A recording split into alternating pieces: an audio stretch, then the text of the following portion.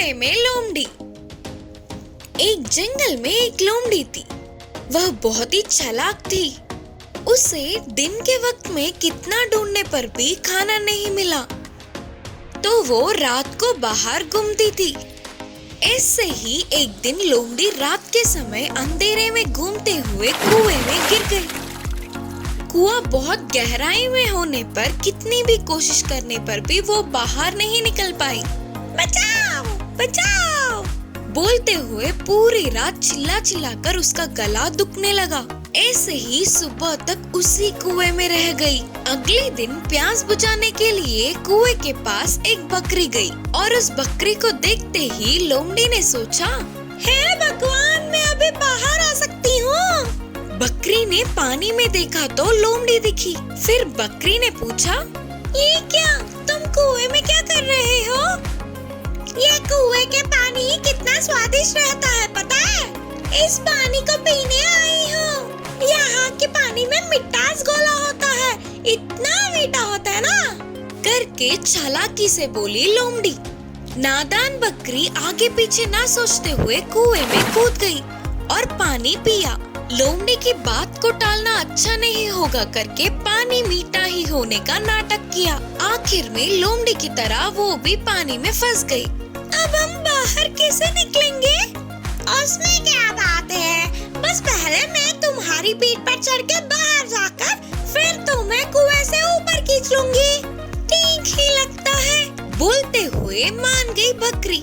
लोमड़ी बकरी की पीठ पर चढ़कर एक झट से छलांग मार के कुएं से बाहर निकल गई। मैं तो बार बच गई रे बाबा।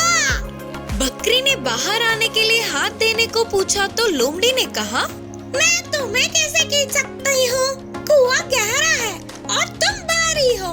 अगर मैंने तुम्हें बाहर खींचने की कोशिश किया तो मैं भी वापस कुएं में गिर जाऊंगी, बोलकर हंसते हुए चली गई। बेचारी बकरी कुएं में फंस गई।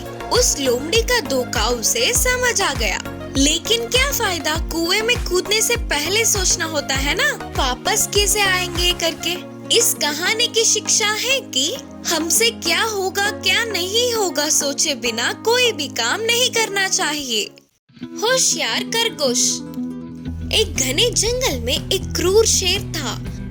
वह शेर बहुत ही शक्तिशाली और घमंडी था। अपनी भूख को मिटाने के लिए दिखने वाले हर जानवर को मार के खा जाता था। इससे जंगल के सारे जानवर शेर के नाम से ही डर के कांप जाते थे। अब ऐसे ही चलता रहा तो जंगल में कोई भी जानवर नहीं बचेगा, डरने लगे।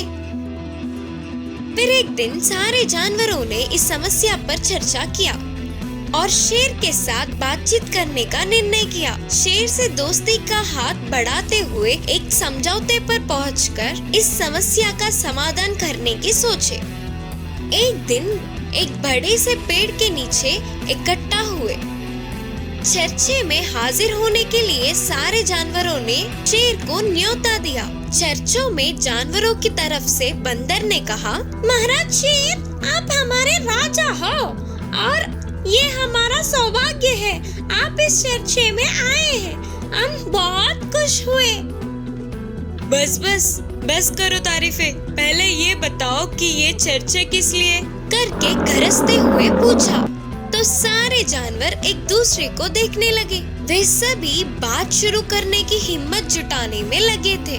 फिर थोड़ी साहस से हिरन ने कहा, महाराज जी, आप आपके आहार के लिए हमें मार रहे हैं, सही है, लेकिन जितनी जरूरत है उससे ज्यादा मारना ठीक नहीं।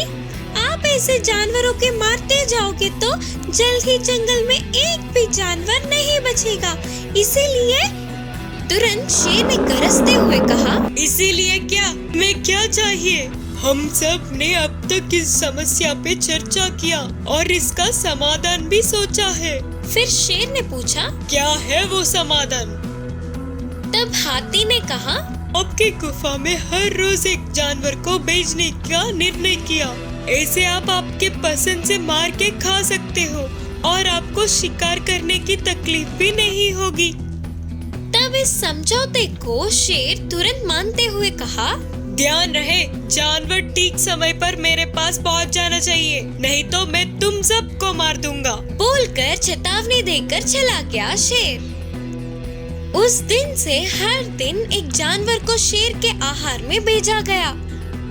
शिकार करने की जरूरत न पड़ते हुए हर रोज उसके पास आहार पहुंच जाने पर शेर भी बहुत खुश था।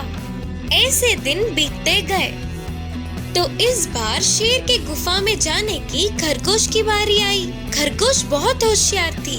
वह जाते जाते खुद को ही नहीं बल्कि जंगल के सारे जानवरों को बचाने की योजना बनाने में लगी थी। इतने में रास्ते के कुएं को देखते ही उसे झट से एक उपाय मिली और वह जानबूझ के ही शेर के पास समय से देर पहुंची। तब तक भूख से तड़पने वाला शेर को आहार में एक छोटी सी खरगोश को देख उसे बहुत गुस्सा आया तो सभी को मार दूंगा बोलते हुए घर जा। तुरंत खरगोश ने कहा, महाराज, आपके आहार में 10 खरगोशों को भेजा था, लेकिन सारे खरगोश को बीच रास्ते में ही एक दूसरे शेर ने मार दिया। वही इस जंगल का राजा है करके भी बोल रहा है, गरज रहा है। मैं अकेली सुरक्षित इधर पहुंचने के लिए कैसे भी करके बच के निकल आई करके बोली खरगोश। यह सुनकर शेर बहुत गुस्से में गरजते हुए बोला, क्या इस जंगल का राजा कोई और? वो कौन है? कहाँ से आया? मैं उसे मार दूंगा, तुम मुझे उसकी जगह पर ले चलो। होशियार खरगोश ने शेर को पानी से भरा गहरी कुएं के पास ले गई और बोली, यही है महाराज उस शेर के रहने की जगह, वह अंदर छुपा है। शेर कुएं में देखता हुआ अपनी परछाई को देखा और वही दूसरा शेर है करके सोचकर और ज्यादा गरजने लगा। तो पानी में परछाई वाला शेर भी एक समान गुस्से में था। फिर उसे मारने के लिए गरजता हुआ शेर कुएं में कूद गया और क्या था, शेर गहरे कुएं में डूबकर मर गया। होशियार खरगोश खुशी से बाकी जानवरों के पास लौट के पूरी बात का विवरण किया। इससे सारे जानवर बहुत खुश हुए। खरगोश की होशियारी की भी बहुत तारीफ किया। ऐसे उस शेर का पीछा छूटने पर जंगल के सारे जानवर खुशी खुशी जीने लगे। इस कहानी की नीति है कि शरीर के बल पे बुद्धि का बल भारी पड़ता है। चींटी और कबूतर की कहानी। एक जंगल था। उस जंगल में एक नदी था और उस नदी के किनारे एक पेड़ था। उस पेड़ पे एक कबूतर और नीचे एक चींटी रहते हैं। कबूतर सुबह सुबह ही आहार के लिए उड़ती हुई जाती थी। चींटी भी उसके पहचान की जगहों में घूमकर आहार कमाती थी।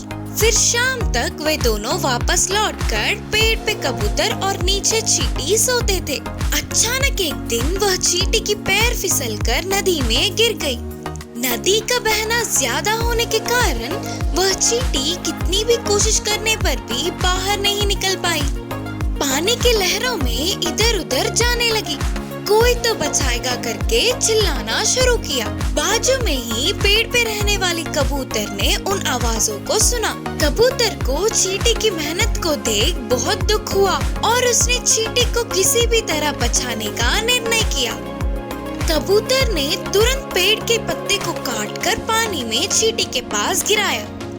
फिर चींटी धीरे धीरे से उस पत्ते पे चढ़ी। पानी के लहरों से वह पत्ता किनारे पर पहुंचा। पत्ते की मदद से किनारे पर पहुंचने वाली चींटी बार बार बच गई करके चैन की सांस ली। फिर चींटी ने कहा, दोस्त, तुम्हारी मदद के लिए धन्यवाद। किसी न किसी दिन मैं भी तुम्हारी मदद करके एहसान चुका लूंगी।